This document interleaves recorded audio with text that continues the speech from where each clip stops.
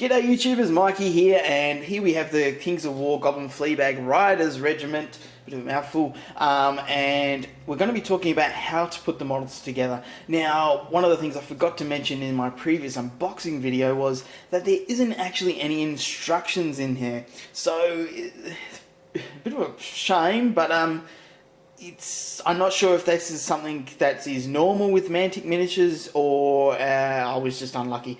The other models that I got, I noticed as well that there isn't actually any instructions either, so who knows. But anyway, as you'll find out in the video, it is really simple model to put together. Once you sort it out and get over the oh my gosh, there's all these little pieces, it is really simple to put together, and you probably will enjoy it. I'm enjoying putting them together so far.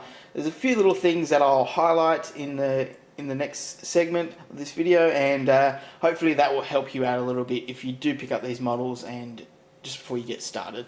Alrighty, let's get started.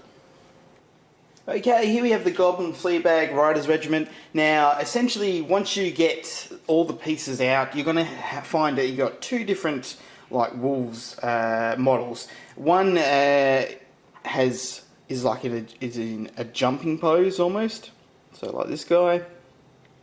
And the other one is pretty much on the four paws on the ground. So, you'll notice that straight away. So, the best thing to do is just sort it into the two piles. Get all your pieces there, and then you're going to be starting to assemble. But before you do that, I'd really recommend a few things. Mold lines. There's a lot of them on these guys.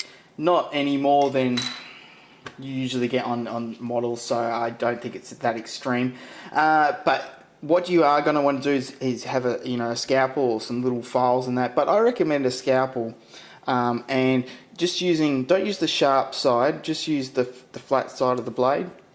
And just where you see a mold line, in that focus, just lightly scrape it along like this, and you'll see the mold line will start to disappear and move away from the model, and you're not actually digging into the model itself, so you're not carving away at the model. Really good tip, and I'd recommend really doing that because you might save yourself a bit of heartache. The other thing is, I found when I started assembling that the normal plastic sort of glue, this is what I usually use, does not work with these models, or you probably need an activator or something like that, but it's just takes ages to dry. And then I found when I sort of tested it in the morning to see how sturdy it was, it fell apart straight away. So recommend picking up some sort of super glue. I find this army painter stuff is fantastic. It's great for metal as well, so recommend picking that up because you do have some metal pieces in this kit as well, so something to think about. Now, putting it together, you've essentially all the pieces that you'll have for each model are on this piece here. So you've got the main body essentially, and then you've got, what I might do is just quickly zoom in. It might be a bit easier to see. Then I can just move things around. So you've got the main body here, then you've got the other side of the body. You've got this piece which goes onto the sort of, as we're doing this we can show you sort of things. So you've got, that is this piece that it sits in here. Then you've got the other leg, you've got the torso, you've got the base that the model sits on, and essentially you've got the spear, shield, head, and the tongue for the model. So that's all the pieces that you're really going to be getting. So it is very simple, and I can understand maybe why they didn't do instructions for this model, because once you get it out and you sort of get over, oh, there's no instructions, you should be right. But in saying that, I may have been unlucky, as I mentioned earlier, and not not got instructions, but I'm not too sure. I'm still too new to the Kings of War models, so I don't know if it's standard to put instructions in or not. Anyway, really quickly, just to show you some things, it just sort of simply clicks together, goes together. It's really good in a way because you can see where the pieces need to go. It's very simple. So you can see here there's a little groove that is for his other leg, and that is really simple to place in. It just sort of goes in place like that. Very simple. Similar to on the other side. You've got, when the model's together like this, you can see there's a little groove in there, and that of course will only fit the piece that's supposed to go in there. The main difference you'll find between the two is this little rucksack on the back. This piece here has got the full rucksack, so it's going to go over the whole piece. On the other model, it's only got half a rucksack, so you can sort of see it's half. So the other half is on the other side of the model. Another thing you will note is when you go to put them on these little base things, they don't really line up too well, unfortunately. So when you actually sort of plonk them in, you can see their legs.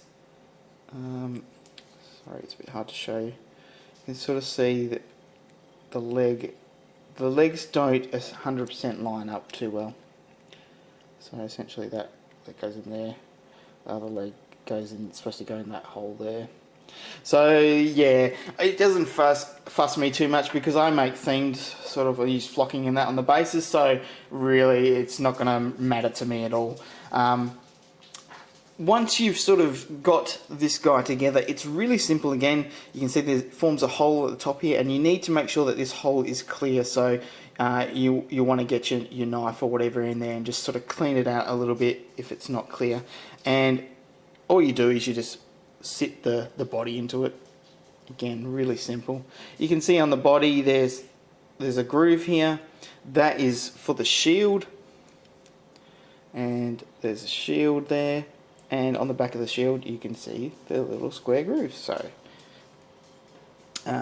very simple.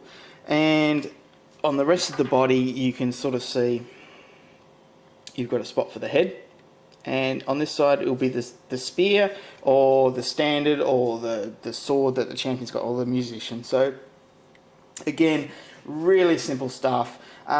It's probably one of those models where when I've sorted it out and I've just gone, oh, I don't really need instructions, this one's quite easy. So yeah, I think it's pretty cool. Another important thing, I guess, is once you've put models together, gaps. It's not so much on the top.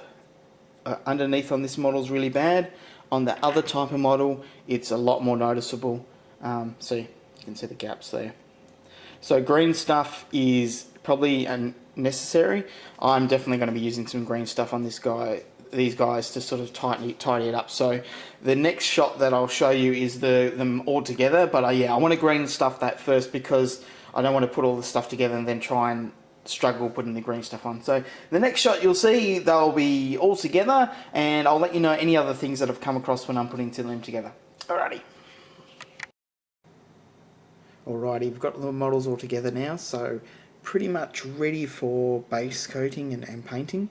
I've only put one model on this base, and that's sort of because after I've done it, I've sort of seen couldn't really get underneath the model too easily. So I thought, you know what, I'll put them on after I've painted the models up. That's probably one tip I can give you. The other tip is green stuff. You're going to need green stuff because some of the different models I've had to use more green stuff than others. It just depends on the joins and yeah, so definitely recommend you get some green stuff for these guys. There's going to be a few gaps. Well, there certainly was with my models, so that's something you definitely should consider. The other thing is doing some pinning as well, which is what I've done on all the models that have the metal arm attachments. The main reason you want to pin these is because if you knock them over like I just did with this guy, they won't break off very easily because it's a lot heavier than the actual plastic. So recommend doing that. Now if you don't know how to do pinning, I've put a link in the description below. Gerson, he did a really good tutorial for me which taught me how to do pinning, so check that video out if you're not sure how to do it. But yeah, pretty much the models all together, really happy with how they've come out. Look, they're going to give you a bit of grief, some of them, to put them together, but all in all, I think well worth the price still, and recommend giving them a go at least.